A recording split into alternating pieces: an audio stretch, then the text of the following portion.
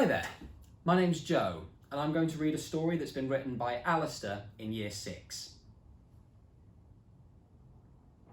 Running like she had never run before, with very little air left in her tank, she ran straight for the underground metal door. She turned the mighty handle right in the centre. She swiftly entered the way into the bunker as she was on the edge of dying. She pulled a rusty lever and, after some time, clean air filled her lungs from the air vent. She opened a door to a very small room with some valuable things in there, rings and watches. There was a boy with a metal leg. He was determined to see what was in the old and mouldy bag, but he had to put away the empty air mask first. The girl slowly put the bag on the damp wooden table. She brought out a rusty broken torch for the boy to investigate.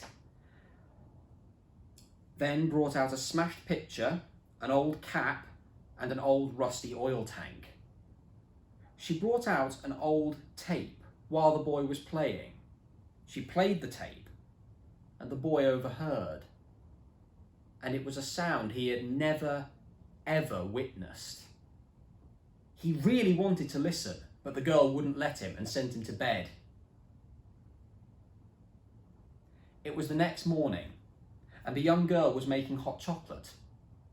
She slowly walked over so she wouldn't spill. She looked at the white covers, and the boy wasn't there. She thought, it can't be. She got her mask and left as quick as she could. She ran and ran down a road in the middle of nowhere. She looked around and there was nothing, apart from some isolated town in the distance, where the boy would likely have gone. The boy walked slowly into the abandoned town, wondering what was going on. He played the tape, and it gave him an idea. He searched the broken vehicles, but then heard a bell and headed that way. He walked down the street to an abandoned school. He opened the gate and looked about in confusion. He went over to the playing equipment for a few seconds. The boy was confused, while the young girl was rushing to save him. She entered the town and started to search. The boy saw two ghostly figures standing, making a paper aeroplane. They threw their invention, and it whooshed through the air, glowing, but hit the broken, stoned, smashed window. He stood and thought. He had a choice: to stay and do nothing on the earth, or have a good time in heaven. He made his choice.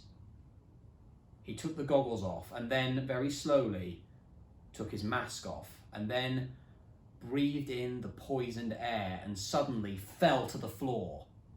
But he was still standing. And then something magical happened. Everything became beautiful, like it was before, and his metal leg reformed to his real leg. The young girl found him lying dead in the middle of the abandoned playground. She fell to her knees while the tape was slowly playing, but then it came to a halt and stopped. It seemed like the tape was playing the whole story all along.